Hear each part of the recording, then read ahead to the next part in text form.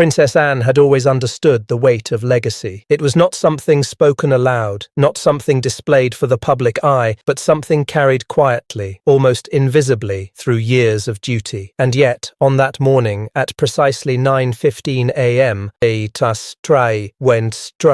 silence itself seemed to fracture. At Sandringham House, the gates opened not for ceremony, but for confrontation. 3 black vehicles entered with a purpose that could not be mistaken. What they carried was not symbolic, it was decisive. A sealed legal order, red-taped and absolute, one that would halt movement, freeze authority, and challenge the balance within the monarchy itself. This was no misunderstanding, no internal disagreement softened by time. It was a calculated act, and its target was Queen Camilla. Within moments, the West Wing was sealed. Every corridor, every archive, every locked door became untouchable. What had once been a quiet extension of royal life was now transformed into a battlefield defined not by voices, but by law. And at the center of it all stood Anne, calm, precise, and unyielding. There are places within royal estates that exist beyond architecture. They carry memory, weight, and something far more permanent than stone. Room 102, the Blue Sitting Room, was one such place. For Queen Elizabeth II, it had been a sanctuary, a space untouched by performance, where decisions were made not for history, but within it. And now it stood on the edge of transformation. Plans had been drawn, quietly approved, a redefinition of purpose that would convert the room into something modern, functional, and aligned with a new vision. For some, it was evolution. For Anne, it was erasure. She did not argue. She did not negotiate. Instead, she invoked something far older than disagreement, a legal clause buried deep within royal estate structures, a mechanism designed for moments when history itself appeared threatened. With a single authorization, the entire wing was frozen, and suddenly, even King Charles III could not simply reverse it without consequence. Authority had shifted, not publicly, but unmistakably. This moment had not appeared without warning. It had been building, quietly, beneath formal appearances and measured conversations. Months earlier, subtle proposals began to emerge: restructuring, modernization, control. What seemed administrative carried deeper implications. Each suggestion moved the balance slightly, almost imperceptibly, toward a new center of influence. Anne observed, but did not interrupt. Silence within such a family is never empty. It is preparation. Then came the discoveries. Documents reconsidered, objects reclassified. Even the smallest administrative adjustment carried the potential to reshape ownership, meaning, and memory. What others might dismiss as technical detail, Anne understood as something far more significant. Trust began to dissolve, not dramatically, but completely. And once that trust was gone, every decision required verification, every object demanded accounting, and every silence carried suspicion. If the conflict had been about control, it might have remained contained, but what followed shifted it into something far more unsettling. A red leather dispatch box, unremarkable to the untrained eye, was no longer where it should have been. Yet within royal protocol, it was anything but ordinary. It held private reflections, handwritten notes, fragments of thought from a reign that had spanned generations. Its absence was not confusion, it was anomaly. Within hours, Anne escalated. Security logs were requested with precision. Dates, times, corridors. Focus narrowed to a single night, a single movement that now carried extraordinary weight. Because in a system built on meticulous record, disappearance requires intention, and intention, once suspected, transforms absence into accusation. The implications extended beyond family. Under established trust structures, such items were never truly owned, they were protected, and if even one had been moved without authority, the matter crossed an invisible threshold into something legal, irreversible, and potentially explosive. Now, the silence surrounding the palace is heavier than ever. Conversations are limited, movements restrained, and decisions delayed under the weight of consequence. At the center sits King Charles III, facing a choice that offers no resolution without cost. To support his sister is to diminish his queen. To support his wife is to challenge the very safeguards protecting royal legacy. Either path reshapes perception, and perception within a monarchy is everything. Meanwhile, the future waits quietly. Prince William is no longer an observer observer of tradition, but a participant in its direction. His alignment, though unspoken, carries significance that cannot be ignored. And beyond the sealed rooms, beyond the legal orders and missing records, one truth remains unresolved. Something has been moved. Something has been hidden. The question is no longer whether the monarchy will change. It is who will decide what remains when it does.